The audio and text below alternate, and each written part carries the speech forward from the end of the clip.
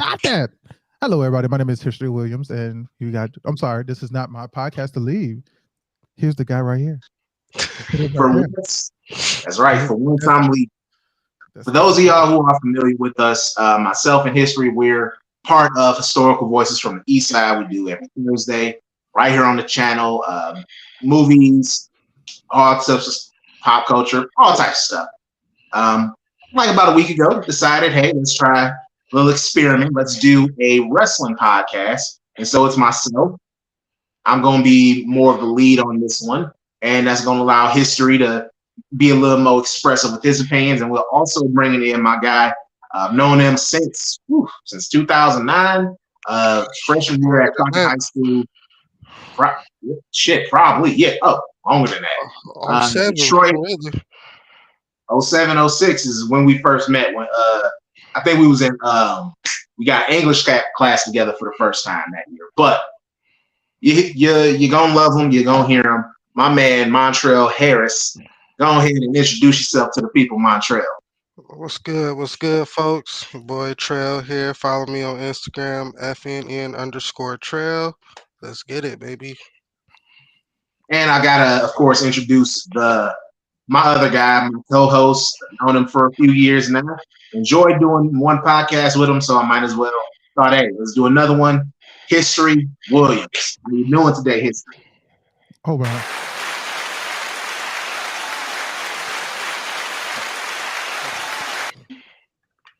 Gotta give yourself a round of applause. Okay, so I wanted to be like Montez Ford and trigger in my inner people's chant that the way that he did. So that's why I was man, basking in that grace. Right.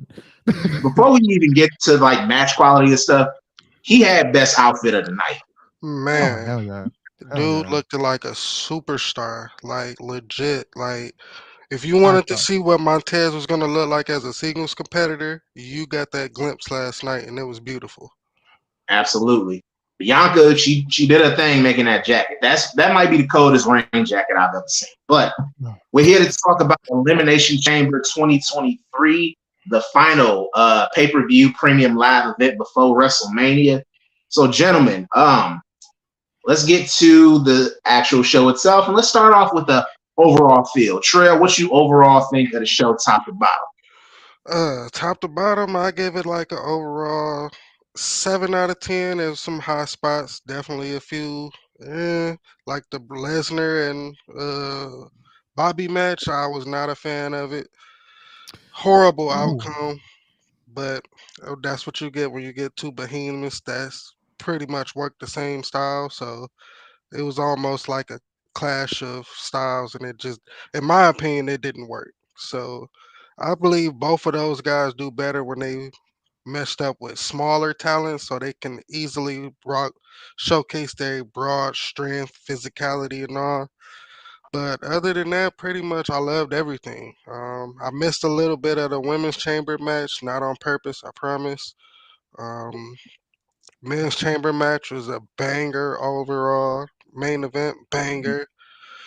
I felt like the show went kind of fast though. Like before I knew it, it was almost over. I'm like, I kind of wanted more. So pretty I much my mean, whole take on it. oh yeah. Remember a couple years ago we was getting a long ass show. So I think Yeah, anytime the show feels like, oh, that ended kind of fast, I'm grateful for it. Like 7 hour, 6 hour WrestleManias those don't need to be brought back. History. What you think of the show overall, top to bottom? If we were talking about HVFE, we were doing the rating system. I would definitely. There is some questionable parts that like make it hard to say that it's all out winner, and winner is like our top grade, right? That's a 5 out of 5, right? There was some points that it was like, oh man, maybe questionable, make it an edger, right? But I definitely think that like for sure this was a winner. I think that the women's match did its job. It's questionable because I just don't see how they're gonna put Oscar versus Bianca Belair and make that a marketable WrestleMania. I seen how tough they try to make it. They had to make that matchup make sense with Charlotte Flair versus Oscar. I just don't see Bianca Belair making sense with this one, unless they plan on making Bianca Belair a complete heel. Because as we've seen in the past, Asuka does not do a great job at selling heel, at least in this context with this character. Um, but for like the most part, I do a little bit disagree with Trail when it comes to the Bobby Lashley. It made me want more. I think the part that's disappointing is the fact that we have two former MMA champions who fought in a match and look like jobbers. That's the part that makes it kind of upsetting. But that's what kind of brought it down to an edger for almost for me. But other than that, man, this was a 5-star pay-per-view for the most part. So yeah, All right. All right, so we got an overall feel. Me, I'm on similar lines to y'all. Again, if we were doing our movie review system, this would definitely be borderline edger, borderline winner territory, especially the final stuff, the main event. We'll get to that in a second. Quick results: Women's Elimination Chamber.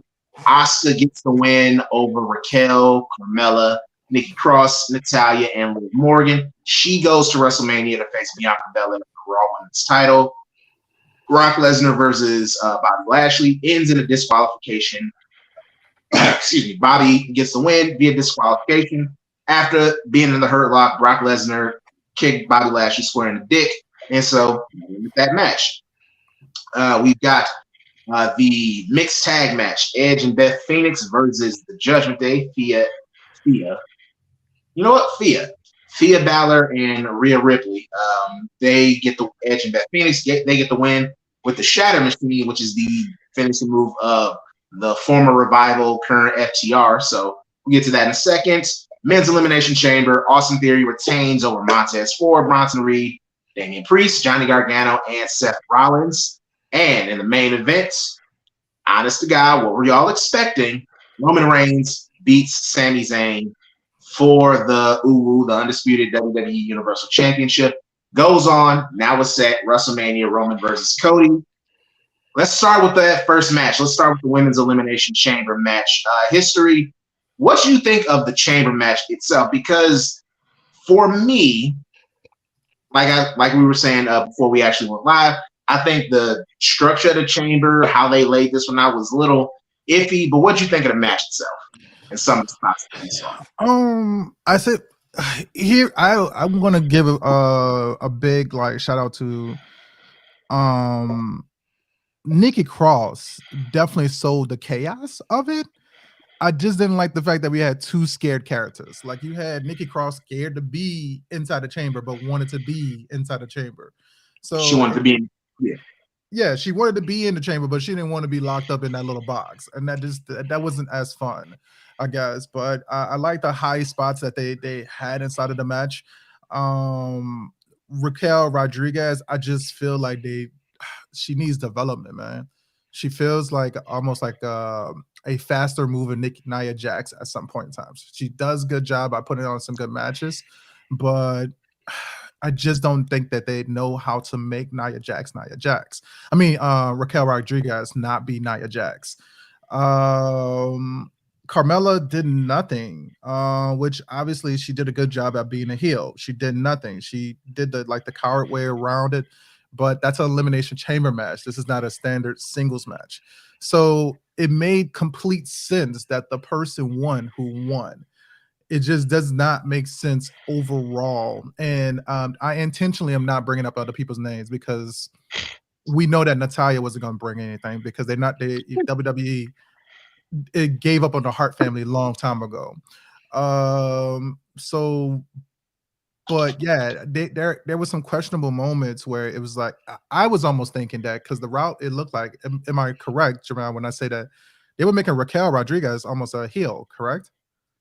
That's what she should be. I think she was being a little heelish in this one because that's what she was on NXT, and she fit that role a little bit better. But Trail, man, what you caught the final eliminations, the final spots in this match. So we got now it's official, Bianca Asuka. What you think of what do you think of that match going forward, like Asuka and Bianca? Before we get in them interacting, what's your initial thoughts on that and your thoughts on the match too? I got two different opinions. First off, as far as in ring, I feel like it could be great. as far as character wise, I'm not sure. Cause the characters, it like history was saying, it really don't make much sense unless you do turn Bianca heel. Cause Asuka came back to the Royal Rumble white hot with her whole new kind of gimmick. So I'm not sure if they're gonna want to full fledged turn her heel yet. But Bianca is kind of getting stale with this underdog champion role. So I believe it's time for Bianca to take that. You know what? I am the champ. I am dominant. I don't like none of y'all because none of y'all are on my level type thing.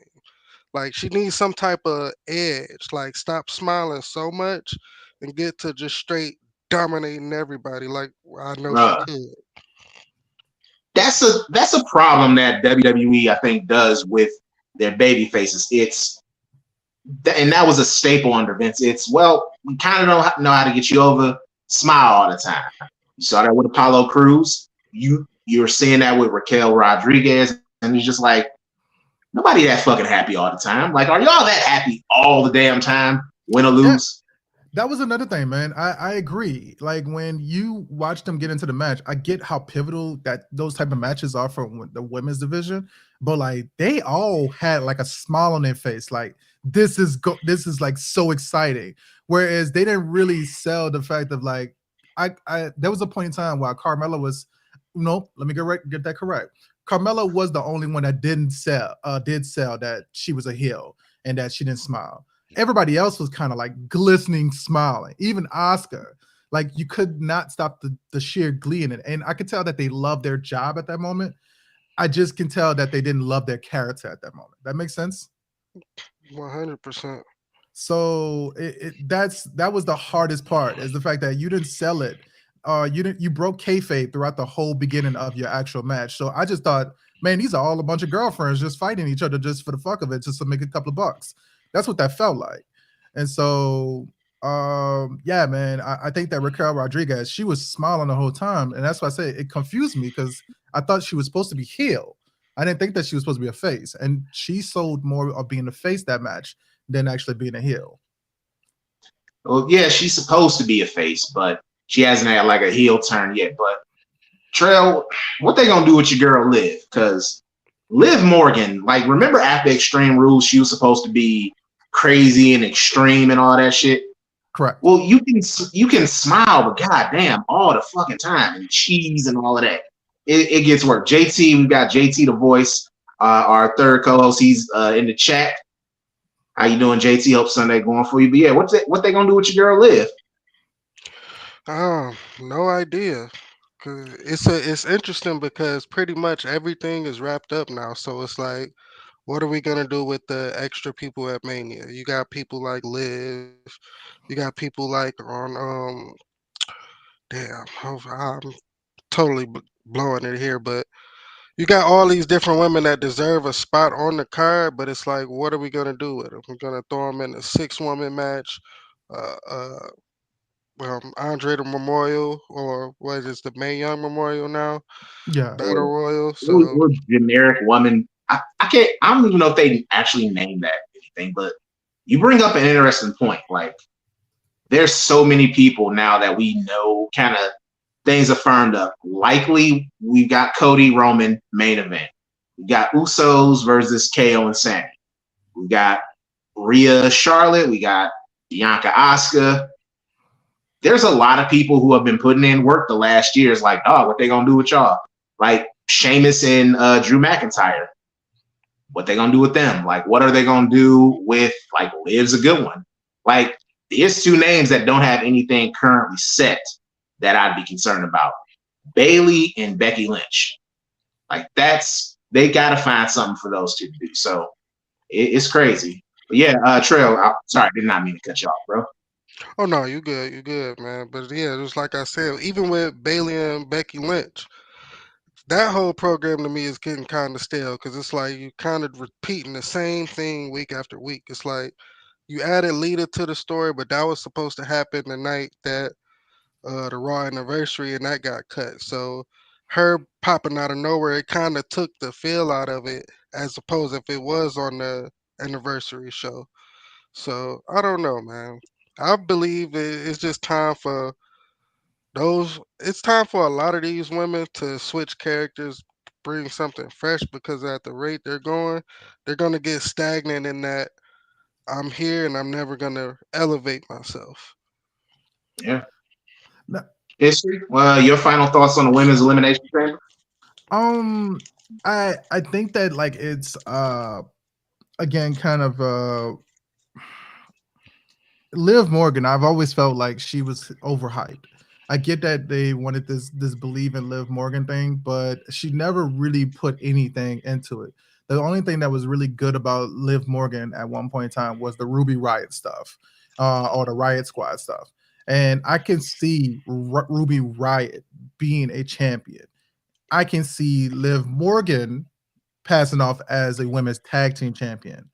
So it was very tough to see that they're trying to make this Liv Morgan character as a almost Daniel Bryan-esque underdog.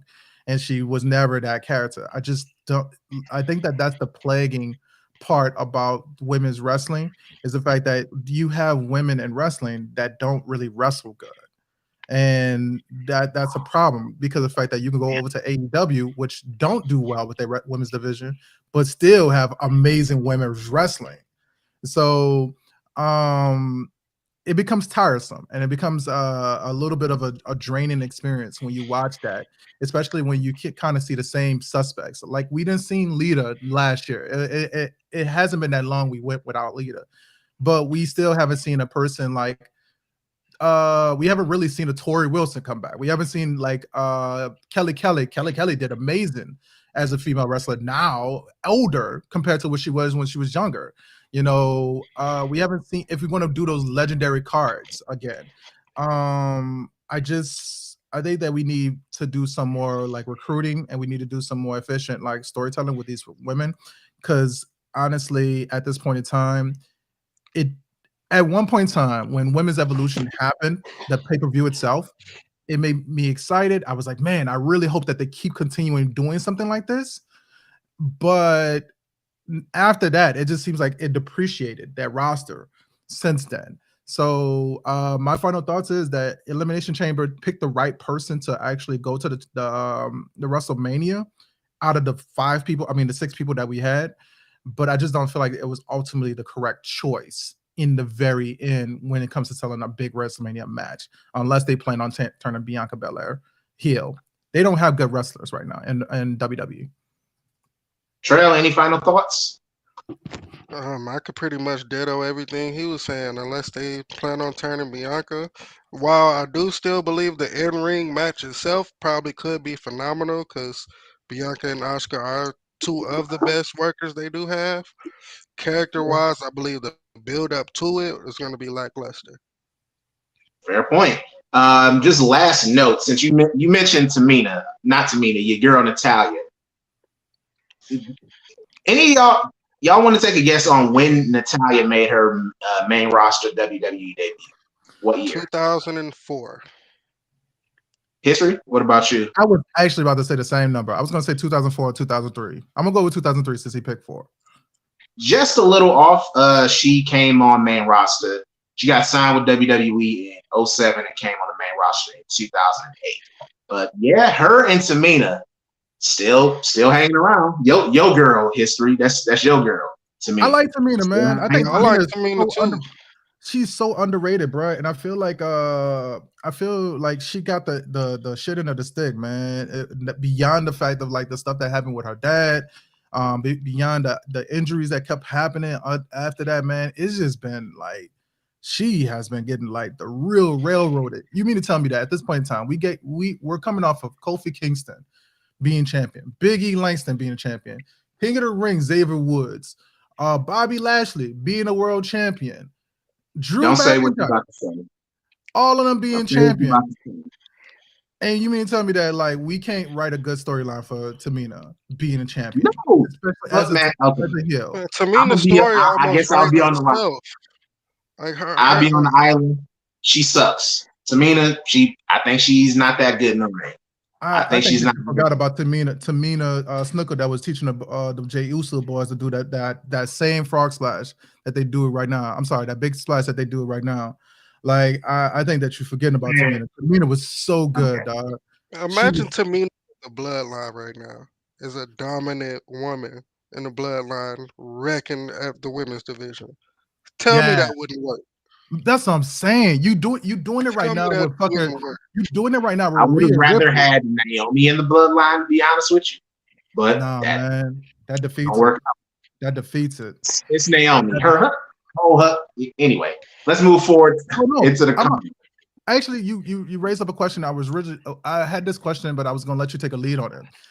With Sami Zayn and the rest of them kind of like leaving off, wouldn't it be better after this whole situation happened with Brock Lesnar at WrestleMania? Bobby Lashley, and because it was rumored that the Hurt Business come back after we just seen the performance of Montez. I think I know where you're going, and I'm gonna lead into that one because the next match is Brock Bobby. Because I've got some thoughts on the feud that we've gotten, but I want to get y'all take on the actual match and the material that we saw. Some history, the match itself, what do you think? Well, let me ask my question. Do you think that Bianca Belair would bring something different to the table if she was part of Hurt Business with the Street Profits joining like the way that they was trying to do the fantasy booking for Hurt Business? Street Profits, Bianca Belair, Bobby Lashley, MVP, make this motherfucker feel like old school NWO, kind of like Hurt Business. You kind of stepped on what I was gonna lead to after this match, and that's Hurt Business reunion. But since we're already here, the match it was what it was, Bobby versus Brock. All right, who would y'all put fantasy book? Who in the Hurt Business 2.0? We got Bobby, Cedric, MVP, and Shelton. They already there. Who else would you add to Hurt Business 2.0? Carmelo Hayes. Oh yeah, Carmelo. You add Trick Williams too, right? Trick and Carmelo got to come together. No, I will leave. I like them too much together. Yeah, I like them together on the road with them. Man, I don't want Trick and Carmelo to be separated. I like them. Them as a pair is very fun. But I get your point. If you got MVP, why you got Trick? So Trick is a superstar waiting to happen. I say Trick in about maybe 2-3 years, if no injuries, he got his head straight, play by the rules. I think Trick could be one of them guys. And then I don't know if you see JT's question. JT says, "What makes a scripted wrestling match good or bad?" We can get into that. That is a fascinating. That's a more complicated question than you would think, JT. Like, because what's good to one of us could be boring to another. For example, technical wrestling. It depends on who's doing it, but overly technical, good, solid in-ring work rate, that shit appeals to some people. Hardcore wrestling, the blood death match stuff, that appeals to people. Like comedy, like it's a valid question, but it's way more complicated to answer than you would think. Complex question. Yeah, I think you can summarize some of that stuff though. Like I think that like you can say that like obviously you need a interesting fucking heel no matter what for an actual good match to happen. I think that like the best thing that the TV show Glow did, and also the TV show Heels is doing, is explaining that you need a good heel to make the other character interesting. And I didn't ever think about that into context until I recently like kind of had to reanalyze what I was interested in. Roman Reigns make a far better heel. John Cena made a terrible heel. He did good for a little bit, but the rap gimmick John Cena made no sense as a fucking heel. You need somebody that's going to tell a story that's going to be loving, and then also on top of that, like make you understand their hatred to something. And so like you had like Roman Reigns fresh off of fucking going off of chemo, coming back. He started off looking like he was going to do something great, and then all of a sudden he's like Vin Diesel family. And now he's a champion, dog. And it's like, how can you argue with family? Even the Sami Zayn thing, you can't argue with family. History, we've got That's going to be the majority. That main event is going to be the majority of the show. Like I almost want to speed run through some of this other stuff, but the rest of the show was solid enough. So yeah, I'll say this: if I were to add fantasy, add anyone to the Hurt Business, I mean, I think Omos would be good. He's good as a bodyguard. He gonna come along. I do think Street Profits and Bianca, good addition to the Hurt Business, and like you could have Street Profits and Bianca on like SmackDown, Bobby. Like you can have them split between the brands, but I just want the Hurt Business back. I want that Black excellence back. Like that's a perfect gift and a perfect way to end Black History Month. New Hurt Business, but I agree. Let's keep going with the show. Yo boy History. Yo boy Edge and his wife Beth Phoenix took on. Why is it my boy? I don't know. I didn't want to put that on Trail. Like Edge is Edge your boy. Trail. No, I'm Team Judgment Day. I love the Judgment Day. Dominic Mysterio is my favorite thing going in WWE right now. Bruh. He does nothing for wrestling. That's the sad thing about it. He's the best thing, almost one of the best things in WWE, and he absolutely does nothing. When he starts off, go ahead. Bro, him and Rhea Ripley are your interest in Judgment Day. Let's be honest. Like, don't sleep on Finn Balor. Finn Balor is probably top 5 in-ring wrestlers in the WWE. Oh my god! Finn doing the goofy shit, like doing the flexing, like it's. I like when Triple H took over, that elevated they've benefited probably the most. Like them and Sami Zayn, I say they've benefited the most. Like, like Damian Priest, he got deep voice, but Dominic Mysterio, he's got a character now. My man Finn Balor looks like if my boys off of what's they call that? They had the Oasis video game, and they had those henchmen that had to wear the 1s and 01s helmets. My man looked like them if they were final bosses, dog. Ready Player One. With the fucking helmet. I was like, don't insult him like that. I personally wish Finn would rock the bandana more. Like I wish they would all just rock the bandanas more because he had it like one day, like he just had it tied up one day. Yeah. I want that more. But Edge and Beth Phoenix in the Judgment Day, this has been going on in some shape or form since last April for a whole damn year. Are y'all tired? First off, are y'all tired of this feud? Just yes or no? And no. Yes and no. I believe you're going to get the final payoff with Finn and Edge in a Hell in a Cell at Mania. So I'm excited because that could possibly steal the show. But after that, please let them be completely done with each other. Send Judgment Day to SmackDown. Let them get a fresh start. Well, you know they're going to go to SmackDown anyway because Rhea going to win the title. Yeah. Facts. Put them on SmackDown. Judgment Day Bloodline feud is money. Think about I've been thinking that for a long time. I just don't understand like where you can't do a heel bloodline and then a face. If you wanted to feel Randy about it, a face Judgment Day. Finn Balor wants to get the title that he never got a chance to enjoy. And so that's I think that's a really good fucking payoff. He gets the title while my man and you can have that Finn Balor storyline where while you got to sit here on top of your hill, we were sitting here grinding and cleaning up the mess that you left. Because you got to think about it. Rey Mysterio was messed that he left. Arguably, Edge is still technically messed because Edge decided to be a heel at one point in time. I mean, Roman Reigns left a lot of. Like Roman's about to lose the belt to Cody. Oh, whoa! I don't think so. I don't think neither of y'all are picking Cody to win. No. Wow. Okay. We can. I don't want to see that. I don't want to see it. Yeah. Different. You know what? This is we got to put a pin on. I don't want to see it for. Okay, I'll save it. Let's put a pin on this once we get to the main event. But that's okay. So yeah, Beth and Edge get the win here. They do a little Shatter Machine. If you don't know, Shatter Machine finishing move of the Revival FTR. They're pending free agents, so little wink and a nudge. What do y'all think of these little shots that we've been seeing over the last, however many years between AEW and WWE? This week we got probably one of the funniest. Tony Khan losing his mind when Ariel Helwani showed up on SmackDown, and poor Tony Schiavone caught a stray because he was just like, "You're about as credible a journalist as Tony Schiavone," and it's just like, "Damn, dog, I work for you. Why would you say that?"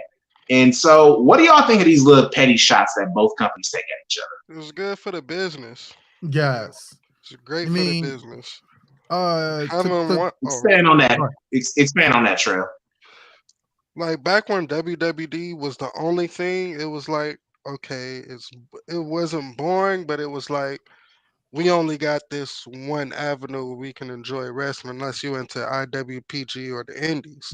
But having AEW, having that other brand or having that other company and having some type of spotlight, so it's like, oh, okay, they mentioned them. Oh, that was good. Let's go see what they say back. Oh, they did this. Oh, okay, cool. So it keeps it fresh and it keeps it engaging as a wrestling fan.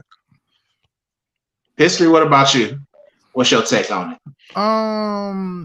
I think that Cody Rhodes summed it up best when he was talking about like when he smashed the throne for Triple H, is that like he knew that there was some parts that was being petty for him, but it was all out of good fun and for the actual business aspect of it.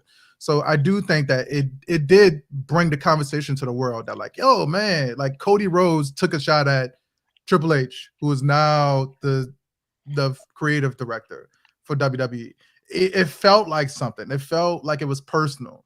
It felt personal when you had CM Punk doing the whole Fox News, whatever sports talk show that they used to have.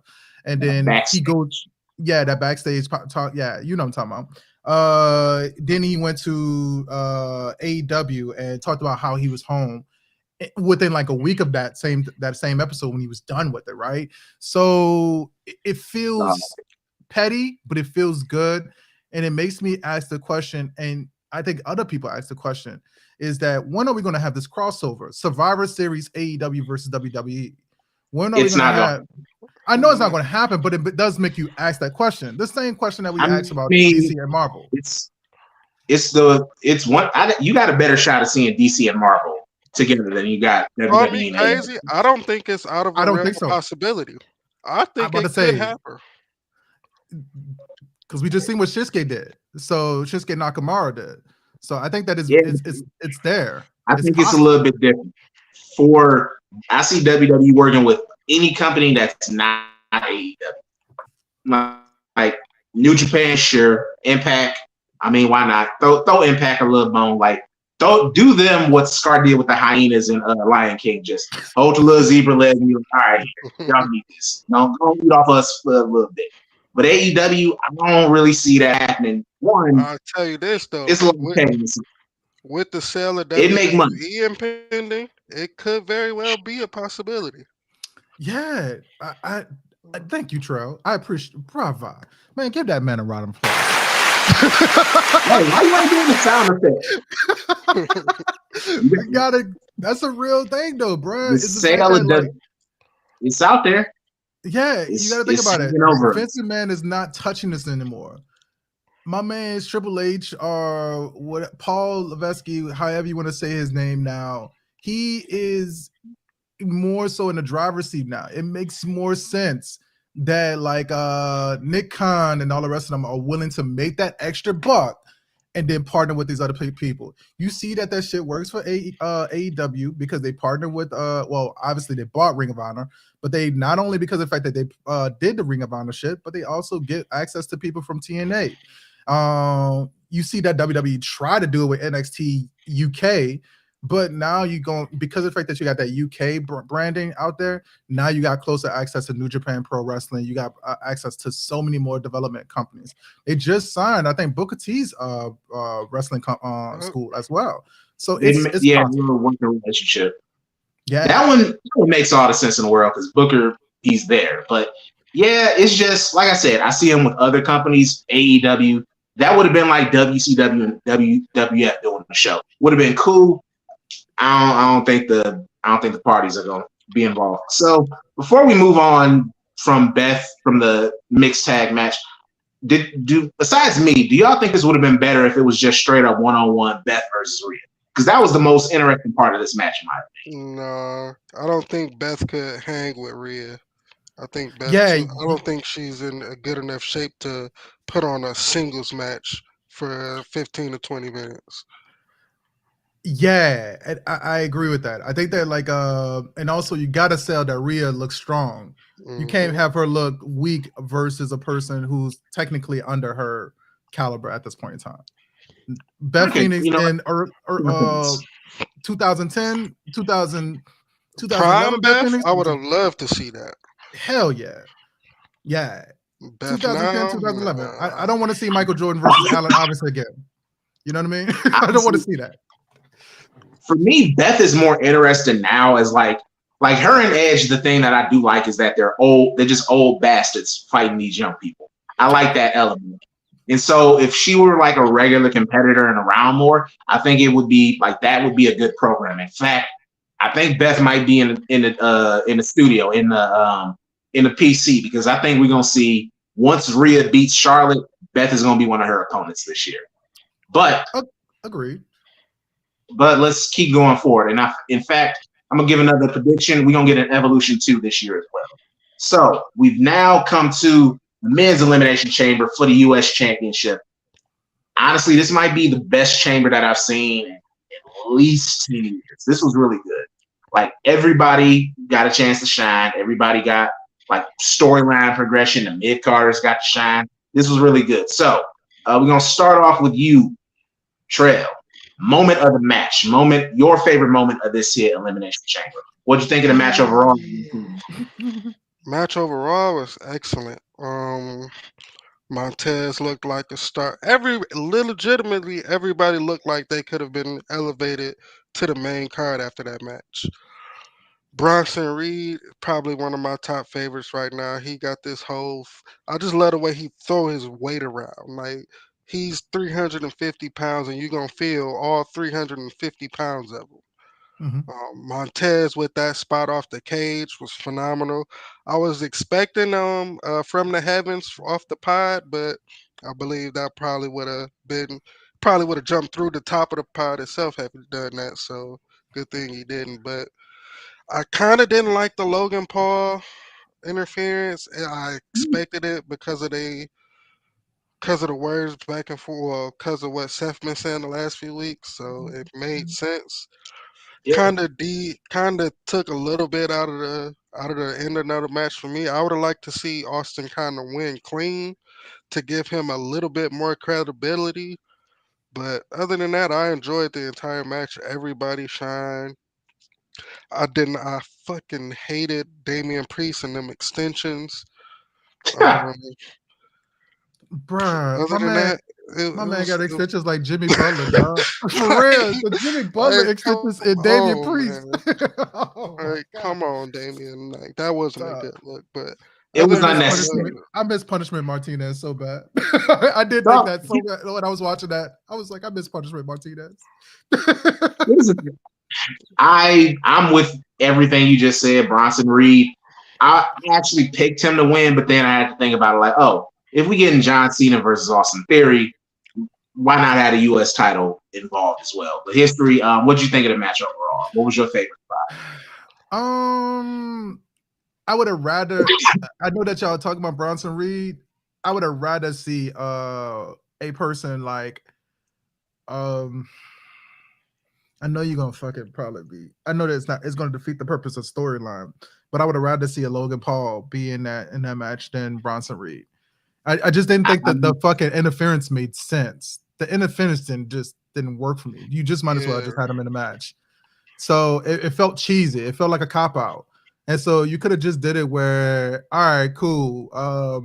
We got the curb stomp from your boy Seth Rollins, and then all of a sudden, while he's getting up from a pin, curb stomp from Logan Paul. That could have been a good sell spot, and then knocked him down, and then got the actual win. It could have felt cheap, you know what I mean, or made it look like, oh, we got to take Logan Paul out the match because he looks like he's injured, and he comes out of the place.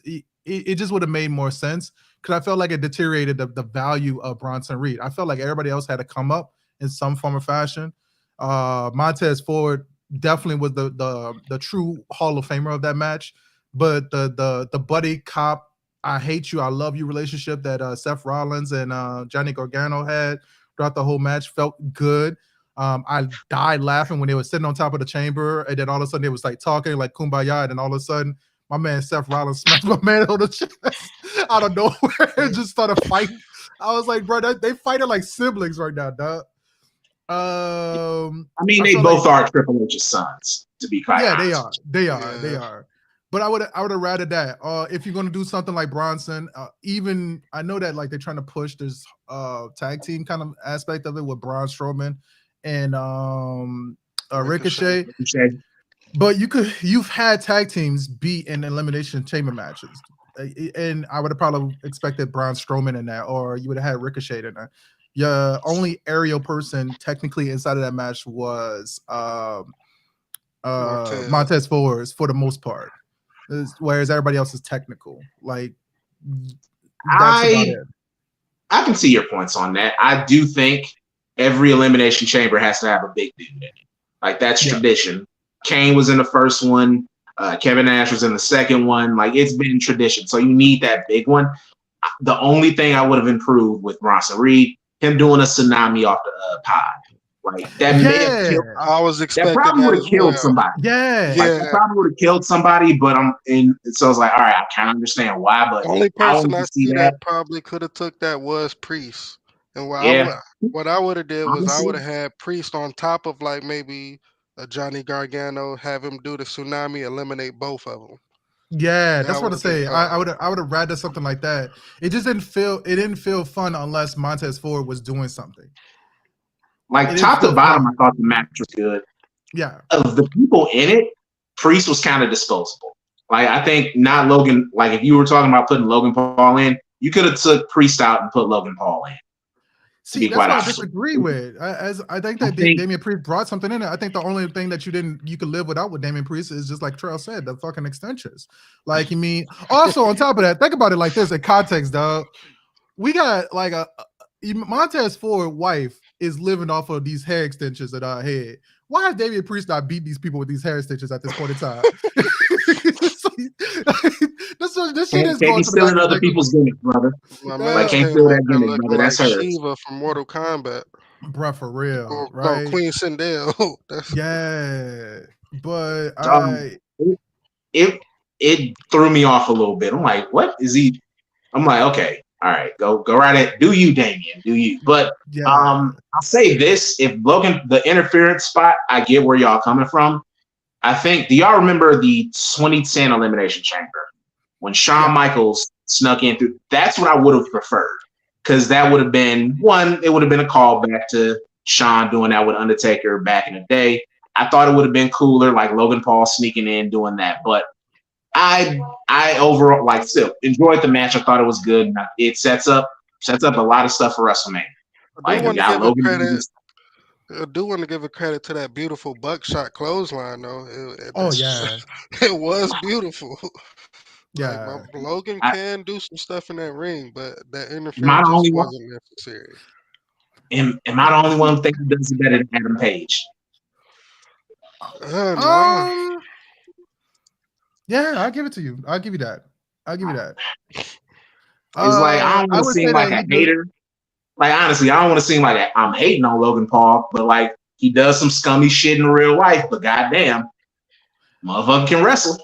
He may have found his avenue in WWE. I would ask this then: Do he do it better than Xavier Woods? Because Xavier Woods lived off the honor roll for a long time. The only thing different between a clothesline is that there's nothing holding him back, right? I mean, he's technically the honor roll is the same thing. It's just a corner move at a splash in the corner, right? So, do you think that Xavier Woods do it better? They do it better. I'm sorry. Do you think that he does it better than Xavier Woods? Well, see, when I remember Xavier doing it, I don't remember he could have hit it as flush as Logan and them do that buckshot. Because you remember he does it off the top of his head, so a lot of times it came off looking a little sloppy. Correct. Correct. Yeah. That's what I say. I'm wondering because that's the person I can think of the most that has kind of made it exciting to see that move. Because I don't think I remember anybody else doing that move so much before Xavier Woods, and now it's kind of like the super kick at this point in time. But yeah, so that's a good point about A the super buckshot. kick is a punch right now. Super Bruh, kick is it's the headlock. entrance. It's an entrance for the day. It is about So, as normal as a fucking ring clap. what do y'all think of Austin Theory John Cena at Mania?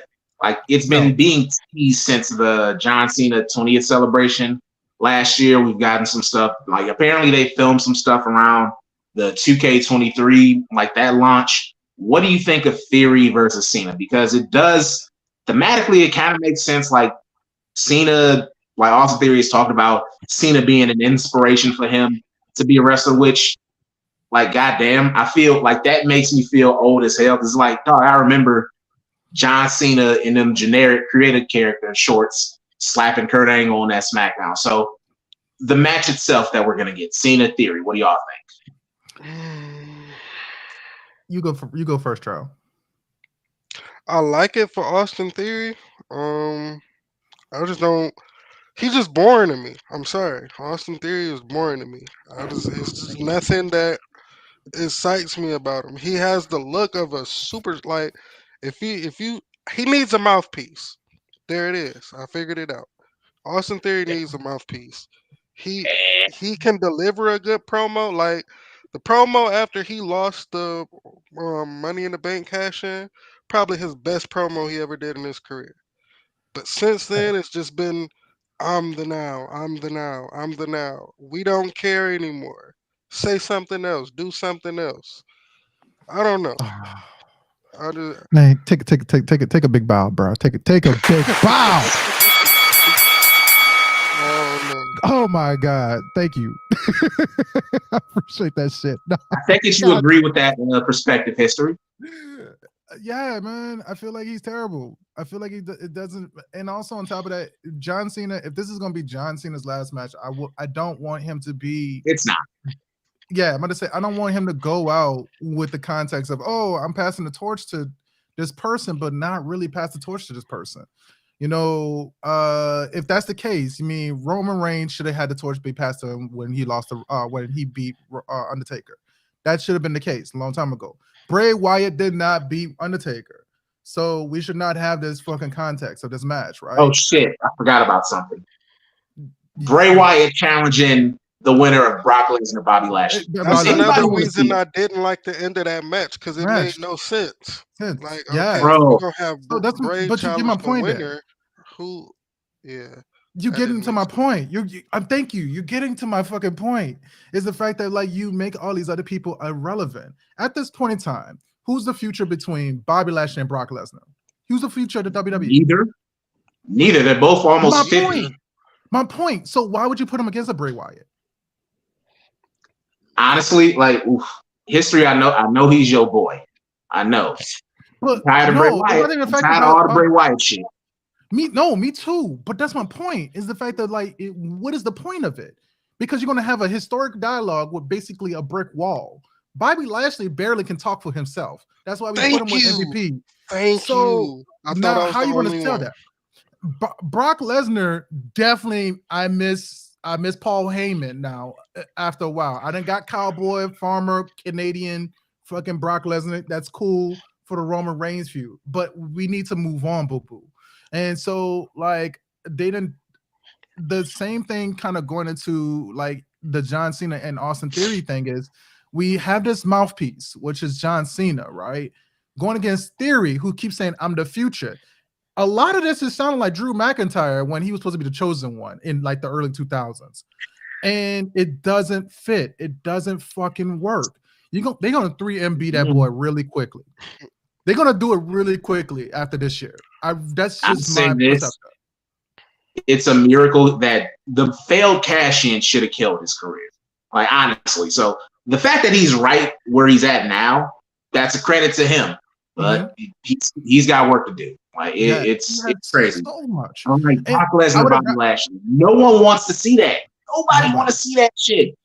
Unless it was like a last man standing and then they could go out there and like smash each other to spits, but that's the only way that Brock and Bobby would have made sense. But Theory is the worst.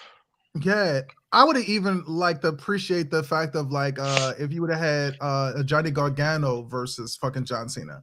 That would have made more sense than this fucking Austin Theory thing. Just because of the fact that if that's the you should keep this rivalry, you should keep a rivalry between fucking Tyler Breeze and this boy Austin Theory at this point in time. Who could get the most social media followers at this point in time? You know, like, they did stop that. They stopped the whole selfie thing. They cut that out. I know, well, like that was a little bit more interesting than the shit that we getting now. Especially like I just don't like it. I just don't like Austin Theory. I don't feel like he does anything for wrestling. If they're saying that he's going to be the next John Cena, then they're going to be correct. He's going to be the next John Cena, but at this age, like he got the same 5 to 6 moves. So go for it, man. Next, let's move on to the next thing because the more and more. Trey, you got anything else on the men's elimination chamber? Montez Ford, 2024 Royal Rumble winner. It's possible. I think he might have. I think it might be even sooner. I will go on record saying that it might be SummerSlam, bro. For what? A world title? I'm there. For a world title? That would be too honest. Nah, that would be too soon. I think this year, well, US or IC title. Single title winner. I'm gonna change US or IC title. Because it's like once Gunther Walter loses, I think he's gonna break Honky Tonk Man's record. Like they might as well shatter that record now. He deserves it. After that Royal Rumble, he deserved it. But yeah, I think Ford, I can see him winning the US or the IC title this year. But yeah, let's get to the main event, bro. Because goddamn, this like so. What year history did you start watching wrestling?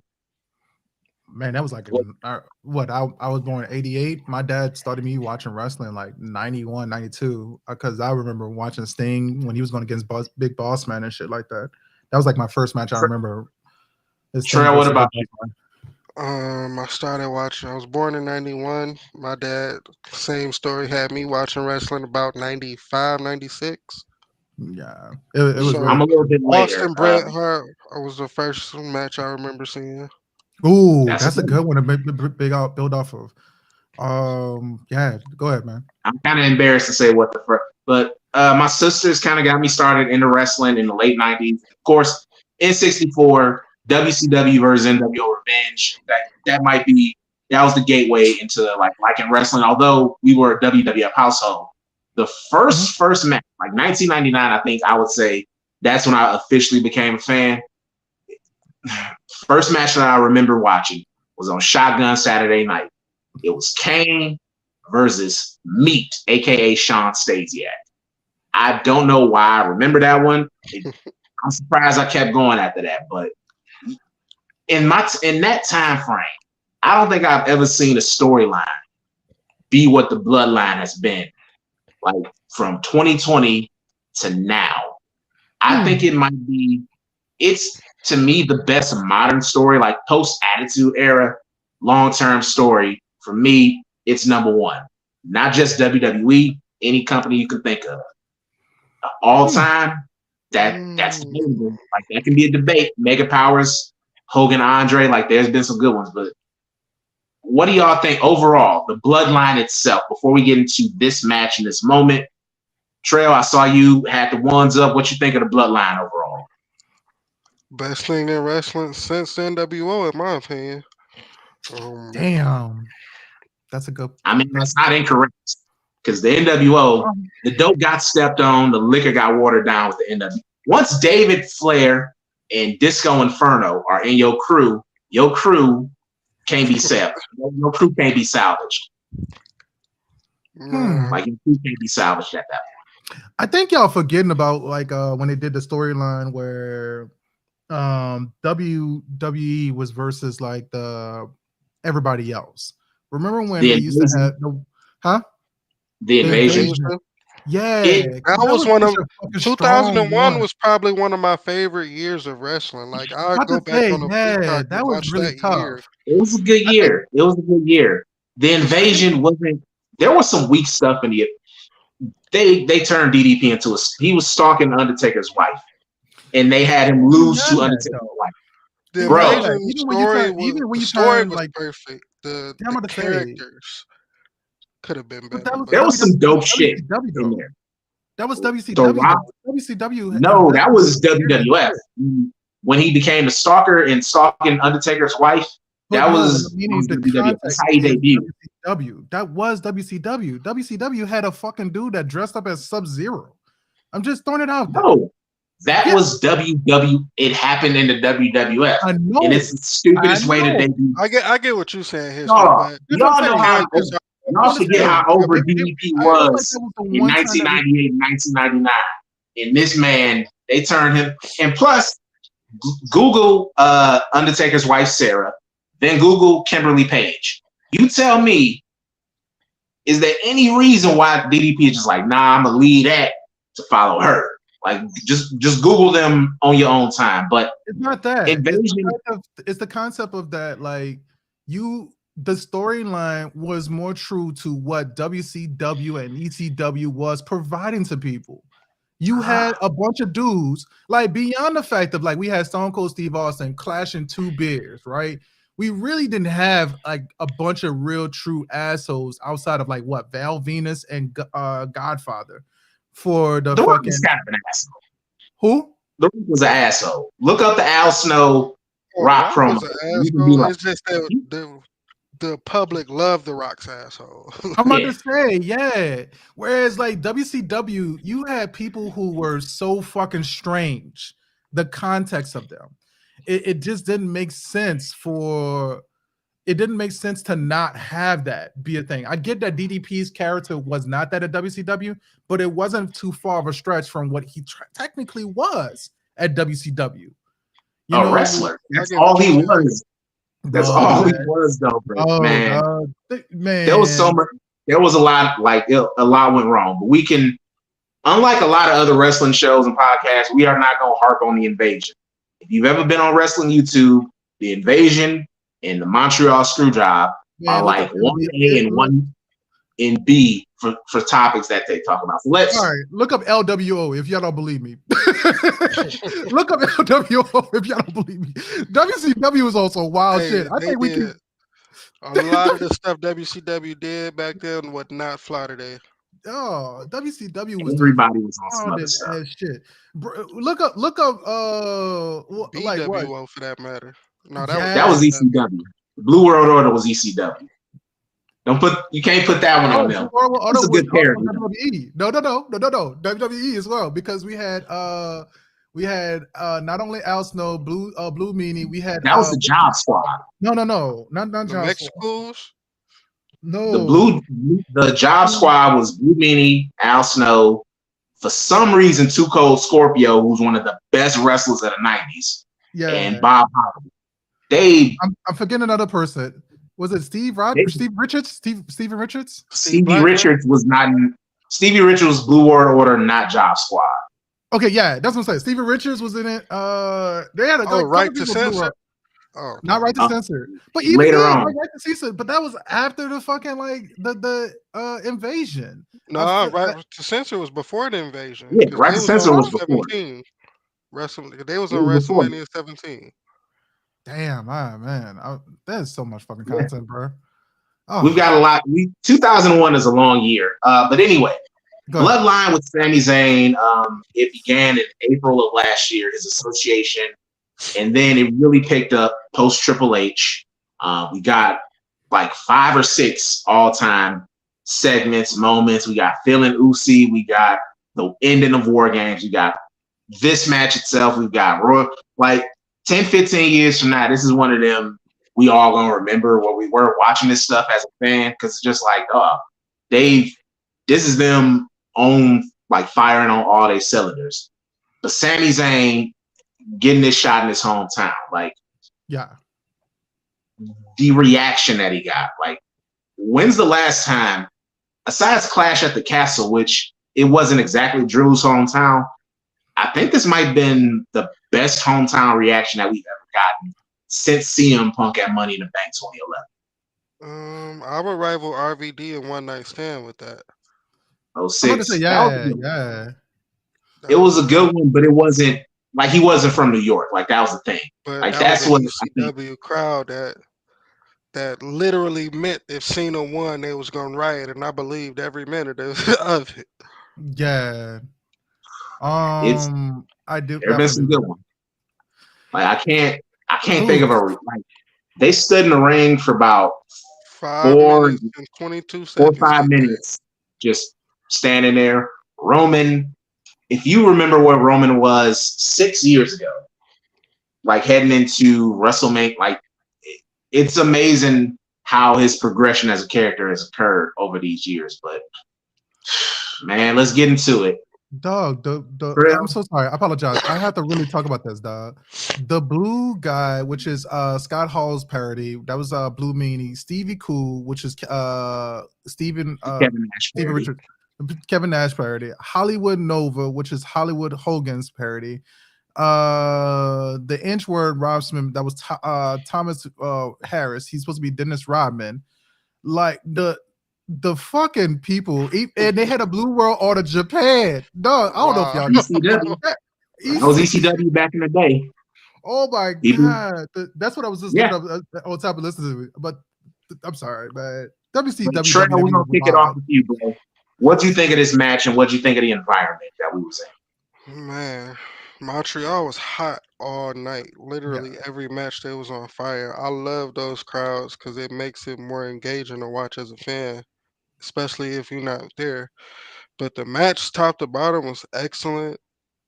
I kind of wish it had a different outcome. Like I could see why that outcome had to happen, but I'm scared they're gonna start prolonging it too much. Like I feel like then was the night to have Jay make his final stance on where he sided. So now you can build from there to WrestleMania. Because now I feel like you got like what 6 weeks to WrestleMania. If Jay make his stance, then finally I'm with the bloodline. It needs to happen within the next 2 weeks to build a good story to WrestleMania for KO and Sammy to take those titles. I feel like last night he should have, been in the middle, like I don't know, stab me stand up, turn around, boom, catch a super kick. That didn't happen, but it's cool. Again, KO coming out, cleaning house. That was expected. I just wish it felt like it was missing something that wasn't there, but still overall it was phenomenal storytelling all around. I legit can't wait to see what happened next. History, what about you? Where you stand on the match overall, and then like the environment itself in Montreal last night? Montreal is crazy every single time you watch it when the people are there. I think that I'm just hoping that they don't do like a black and versus white kind of thing, because that's the only way that I can see that Cody Rhodes will be able to go against the bloodline and not have them be interfering as much. Because Cody Rhodes is too slow of a wrestler and too technical a wrestler for him to survive. Like, oh, we about to get Solo Sikoa go against him. Jimmy Uso go against him. Paul Heyman is involved with him. It just, if you don't have a fast-paced relationship with wrestling with Cody Rhodes in that context, I think that it is going to look good on paper, but the outcome I'm just hoping that that's not going to be the outcome. Sami Zayn puts on a show, and he needs to be. I think that honestly, we should have got this match at WrestleMania, and Cody Rhodes had implemented his Royal Rumble clause and lost tonight, last night. I feel like that would have been a better fucking matchup, because then you would have had this road to WrestleMania make sense. You would have caught lightning in the bottle what twice in the past 10 years? Yeah, because you had Kofi Kingston, and now you're gonna have Sami Zayn. These two dudes both never had a title. They've been like fighting to get to this mountaintop, and now you have this like redemption arc inside of Sami Zayn. Sami Zayn had a shitty year last year, So He to didn't. have I Honestly, he didn't. disagree. He didn't. I disagree. I Yeah, loved his like, match with Johnny Knoxville at Main bro, Event. what I that might mean have been though, like what that I might mean have about been match of the weekend last year, and then he joins what the Bloodline. So he went from what I being mean a about that. good fun mid carder to being in the main event story. That's a glow up. Like, That's I'm sorry. building. That's literally character building right there. But that's what I mean though. Like he had to be a shitty character. He had to go through that shitty ass experience. That's what the whole promo even was about, right? Is that like I was a joke at one point in time, and I needed to be put on this island of relevancy. And so like he in the storyline itself, he had a shitty year prior. So for him to come back and then go with the bloodline, now he's like this devoted character. It felt like you could have caught lightning in the bottle again with this one. And the pop for Montreal would have felt like dead silent compared to Sami Zayn coming out to his music because it was Cody Rhodes instead. But think about how the pop would have been if you would have had Sami Zayn come out of nowhere, super punch him after he beat Cody Rhodes. I disagree. I think that it would have been. Go ahead. I'm on the island, but that makes, for me, it needs to be a straight up story from point A to point B. I think Sami Zayn got his moment last night, and I think him and Kevin Owens, their main event in night one against the Usos, which is going to be only the second time in the history of WrestleMania that a tag team match is the main event. The only other time was the first WrestleMania. So already they're going to have. So you think they're going to do Bloodline Usos versus Kevin Owens and Sami Zayn? Usos versus Kevin Owens and Sami Zayn. That's how you get Sami Zayn main event. And you elevate the tag titles too. Like, out of this storyline, you've got 4 hot people. You got Roman, Sammy, Jay, and Cody. Like, why undercut one of those people when everybody can eat off of this? You've got, like, everybody's going to be able to win. You got Cody and Roman. They're setting that up. It's historic. It's family. It's the Rhodes dynasty versus the Anoa'i dynasty. You got Paul Heyman. Like, you've got great mic people. Like, it's going to work. Like, for me, it's going to work. Overcomplicating stuff is how bullshit happens, in my opinion. You gotta make sense of breaking up the team, the bloodline, though. So that feels cheap. Yeah, that's going to happen. Do that. Having Sami Zayn be the reason why the bloodline is taken down, having Jey Uso turn over to Jay is like a knocking down of like the block slowly. And now you got this guy who's taking down their champion.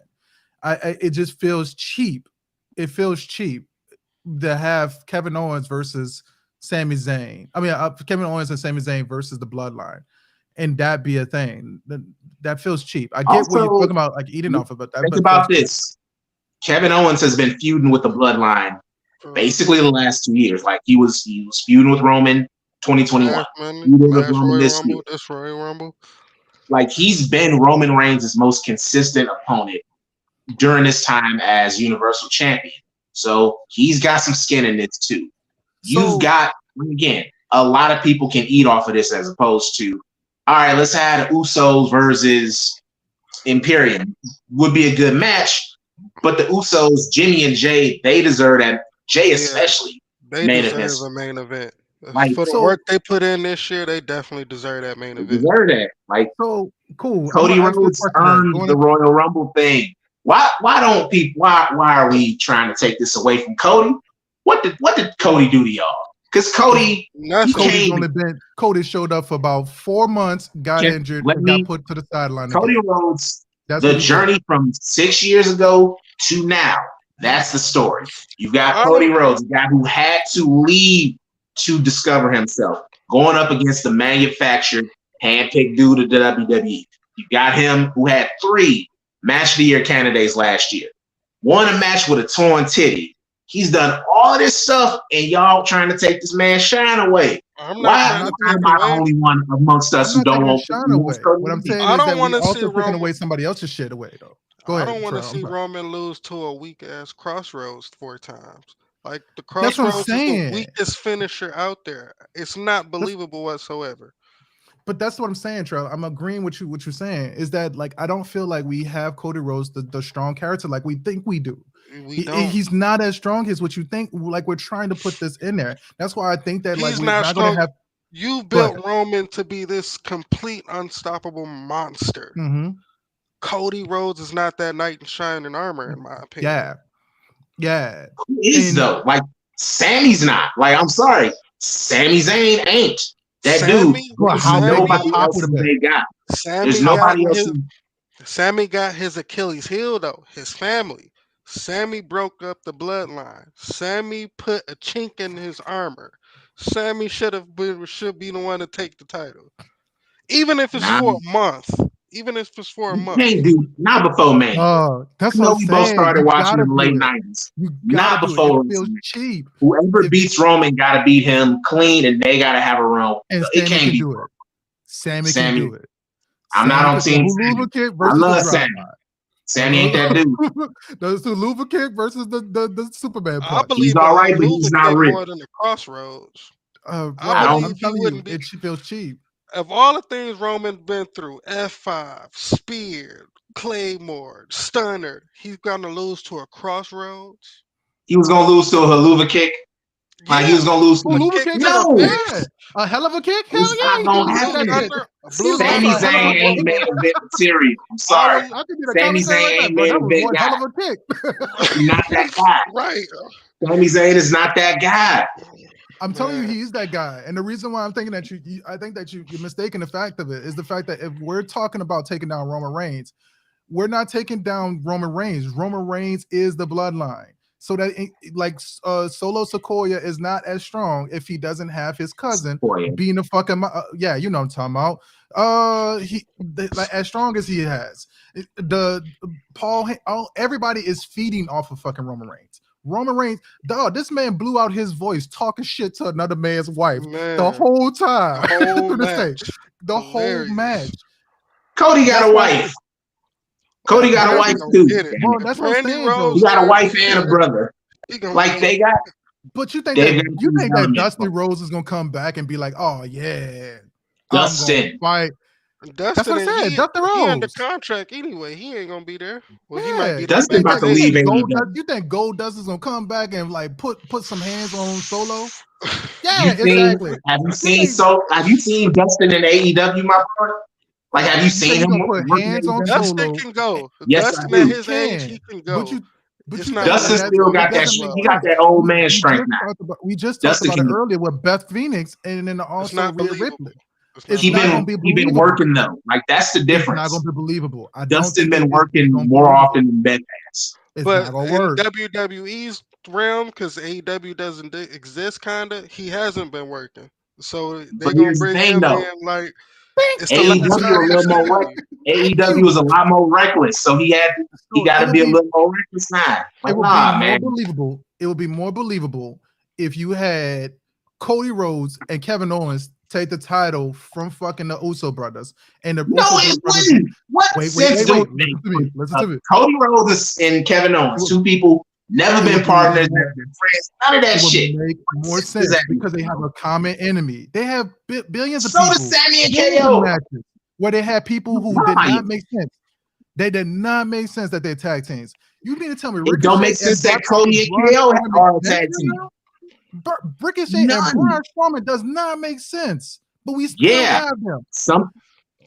What sense? Okay, what sense does Drew Cody and Kevin McIntyre was Owens, whooping each other's two people ass who have fucking had nothing to do with each other, why are they team? Why would they team? if Chris anything, Why would this Jericho random and thrown Big together Show tag team was beat a the tag Usos? team. if anything, I would have liked to see like Sammy like that. I think it was a couple weeks ago when Cody and Sammy was in the ring together. I would have liked to see one of them hit each other. Set up a triple threat for Mania. That way, That would even We everybody had a gets triple their threat shot. 3 years ago. We've had a So triple what? threat already for Mania. That was I- not. That was they not don't Cody like- Rhodes they and got Sami spaced Zayn them versus out. Roman Reigns. We Let's- had single let's matches space them like out. last week, right? So it doesn't Well- make sense. That doesn't make He sense. could've- Sammy's Smack them ass down. ain't going to the Mania main event. His redhead ass is going to that night one main event. I'm That's telling all. you, man. I'm telling you. He's gone. But that doesn't mean that You it's know, not all a right, failure. well, you know what? Let's place a bet on the match quality. Like, let's place a bet. No money on the line. Let's place a wing bet, a spice wing bet. Okay. on the line. What's that? I don't Well, you understand. can't. Yeah, you gotta find a vegetarian spice wing for me. But yeah, go for it. But you ain't eating meat no more? I I've been told you this, man. We should have known this No, for you years. didn't. Now, bro. I've been vegetarian since 2016, homie. Yeah. All right, Damn. vegan nuggets. All right, so Or you know what? had a loser sing somebody entrance, straight face. Hell Oh, yeah. that's perfect. Hell yeah. In fact, it got to be the most embarrassing. You got to sing. All right, so Shawn Michaels, I'm a sexy whoever boy, straight wins, face. No, we're not gonna go to what culture wrestling. That's what culture did. No, WrestleMania did. wrestle They, talk. That was wrestle talk. yeah, Wrestle Talk. Yeah, That's a Wrestle good Talk did that. punishment, though. Like That was a good honestly, punishment. that is a good punishment. And like, it got to be. Layla. Layla had one of the funniest entrances because it's I'm insatiable. That's the song. Like, Okay, cool. so we're gonna take me and you place a bet on how the storyline turns out. If you enjoy the storyline, you got the Cody Roman aftermath. You got to sing Layla L's intro song.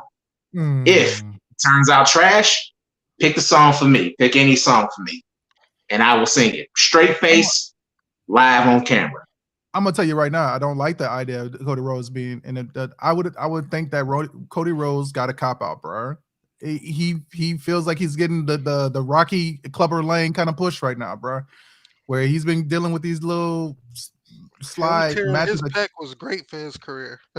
Yeah, injuring his dad. That's about it. That injury was Got probably the second best thing to happen in his career. I absolutely. We'll work out the bet later. We'll work out the bet later. But let's get to some of the other WrestleMania matches because that a little bit of hot debate between us. So Rhea versus Charlotte, that's gonna happen. I think we're all in accord.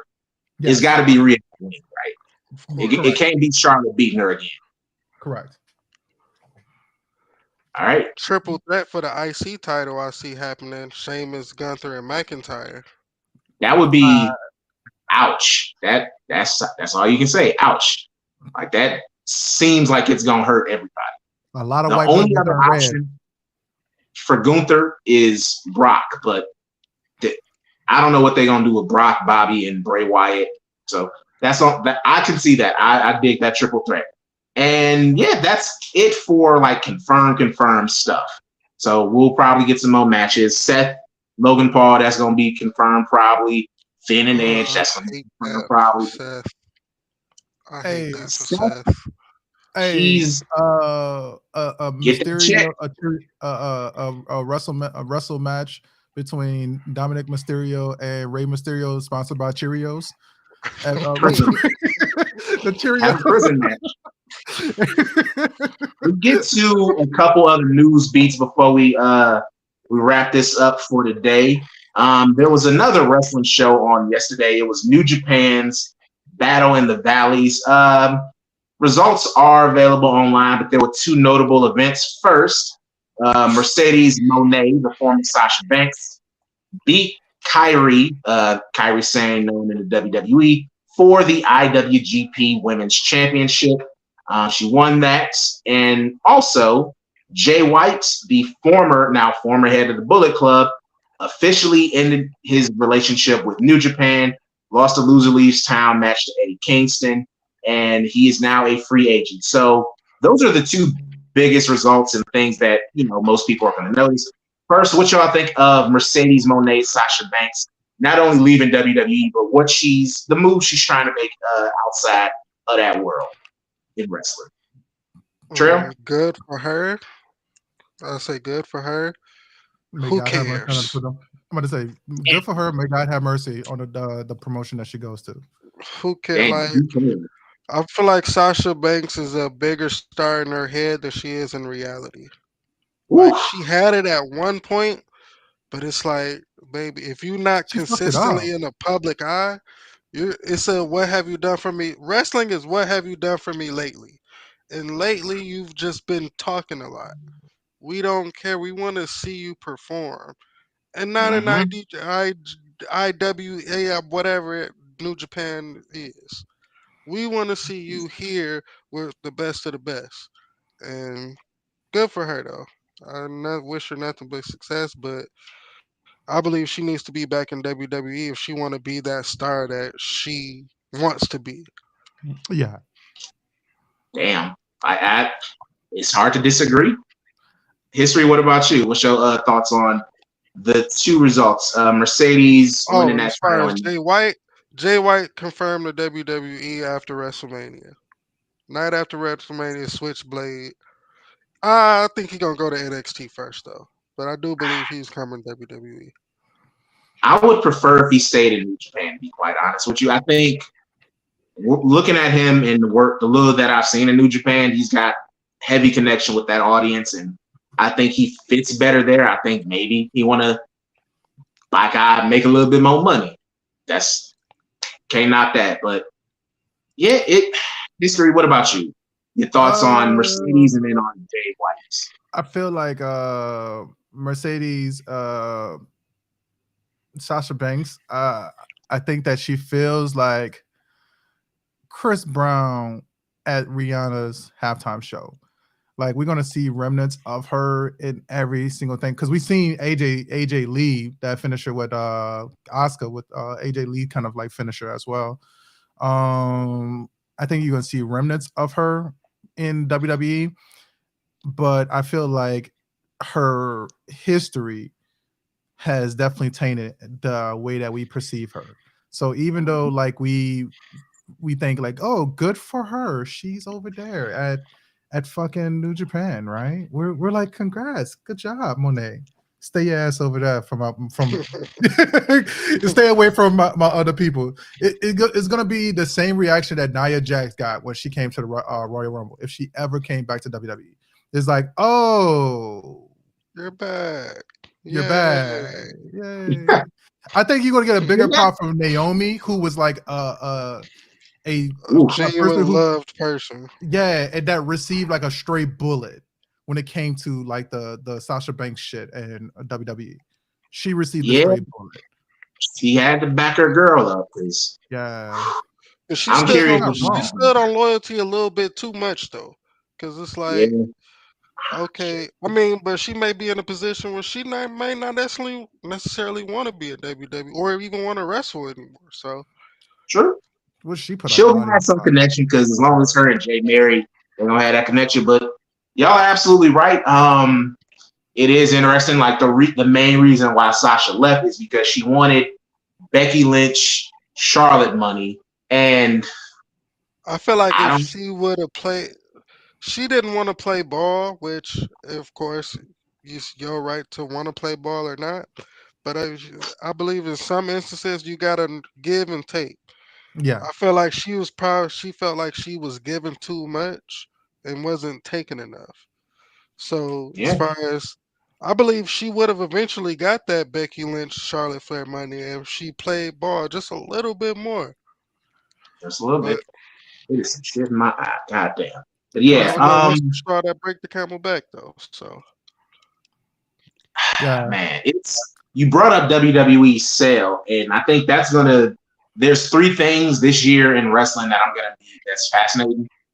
WWE and AEW are both their TV rights. They're negotiating, so they're in that season now. And that's then another reason why I say the that sale. AEW crossover may happen because depending on who buys WWE, That's a fair Raw point. and Raw and Dynamite might be on the same network. So yeah, I don't want the cons to bad WWE because you basically trading one monopoly for another, and that ain't good. Like more, like it should be spread out like a crossover, but spread out. But it's going to be interesting because I think that with AEW in particular, their ratings are down, like, and they're not like they're kind of down bad.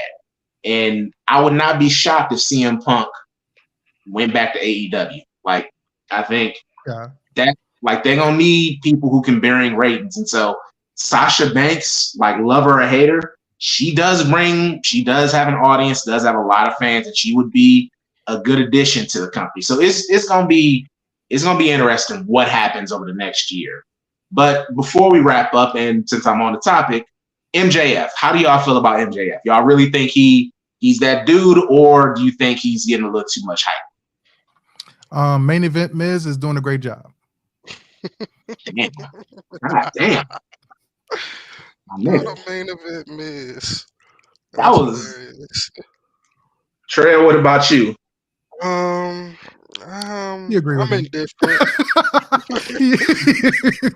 It's like, okay, I get it. You want to bring back the whole 24/7 kayfabe. That's not a. I think he's a dick in real life.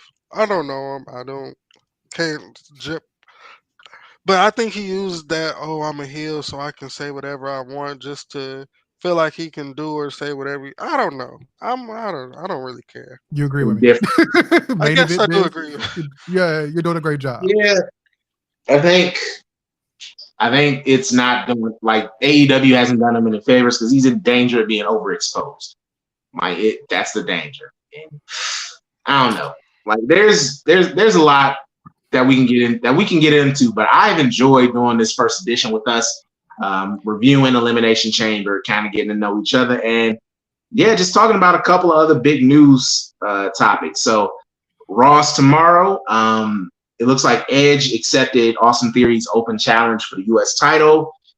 Mania gonna kick off in full gear, and Wednesday I'm going to a live show. I'm going to AEW. They're here in Phoenix for Dynamite, so don't head there. Kick off work. I'm like, it's something to do. I'm kind of excited. I need to see Danielson wrestle. I need to see Samoa Joe. I need like Samoa Joe is my guy, so I'm hoping for a good show. But yeah, that is going to do it for this first edition. So any final thoughts, Trail, history? What can they find you? At FNN_trail. Shout out to Made by Detroit. Yeah, let's get it.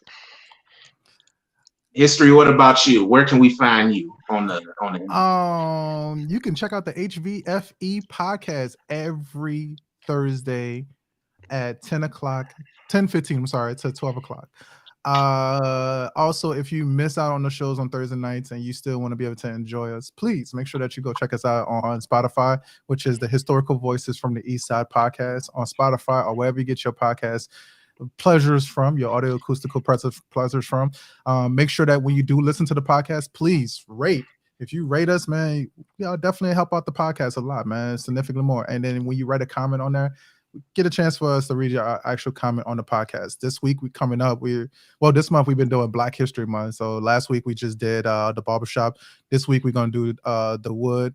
So hopefully we get to see that the wood gets his rightful place as a winner in our halls of winners and HVFB podcast led.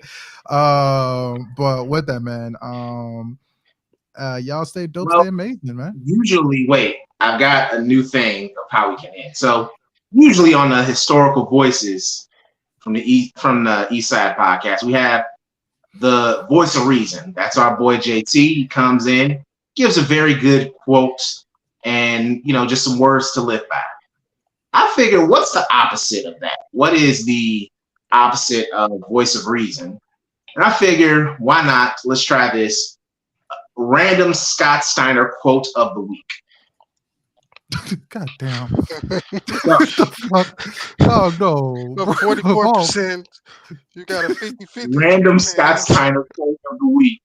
So fucking cut this shit off. As soon as you say that shit, dog, I'm gonna fucking cut that all the way off. Scott Steiner. This quote comes from Nitro in the year 2000 when he's impersonating Ric Flair. I'm limousine riding, jet flying, backstabbing son of a bitch, and I got more loose skin than a Shar-Pei puppy. Oh God! That was a Scott Steiner quote of the week. Random quote of the week. Oh man, nah, bro, we got to do this right. What's that? Macho Man, Randy Savage quote. Or if you don't prefer that one, here's another one from the year 2000, because Scott Steiner had no restrictions on him. It was also on Nitro. It's about DDP. It is a poem. And it says, as you're in the hospital on your back, screaming in pain, your wife will be on her back, screaming my name. God damn, so says the big bad booty daddy, Scott Steiner. University of Michigan's own. I got one. I got one. Oh no! In the Stop it! words of in the words of Black Snow, Booker T is a bad man. Oh man, no, Dog. Or no, The fuck Rock. that. No. Let's The end this word. shit. Stop. You gotta come up with something. Stop. What were you gonna Stop. come up with history? What was your No, point? no. We're gonna go on a positive note. Peace, love, and Here, happiness. no, we're gonna end this shit the right way, dog. Fuck that, dog. No, we are not bringing back. If you're watching this on Historical Voices, we're not bringing back Yo Mama Alley and Daddy Joke Corner. We are not bringing that shit back. No, that shit dies in the corner. This is how we go end this fucking podcast. Macho Man right this had a motivational quote that he said: "Love yourself, but never stop working on yourself, so that you can improve day by day." So I want you to keep this in mind. When you end out this week, this is Sunday. We go back in Monday. We go back to the grind. We go to the daily normal wear and tear of life. I want to make sure that you remember it. If you got a job that sucks, it's okay. This is only a stepping stone for the next job that actually is going to be a better fit for you. It's going to make you feel better. It's going to make you feel like you grow better. This is Black History Month. We got to grow to be better. Now, granted, I could have got a better Black wrestler to read this from, but I think that this is the one that we need to hold on to. You got to love yourself. You got to date yourself. You got to make yourself feel better.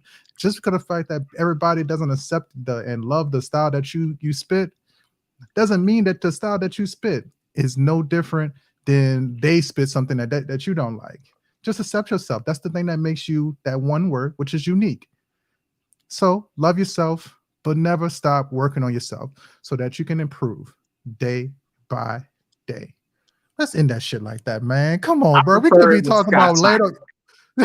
God. You should have cued the outro music right there. I'm about to end this. You should have did. Because we're still alive, technically. We're still alive. No, you know, dog, do what you love, not what people suggest. I'm going to do this right now.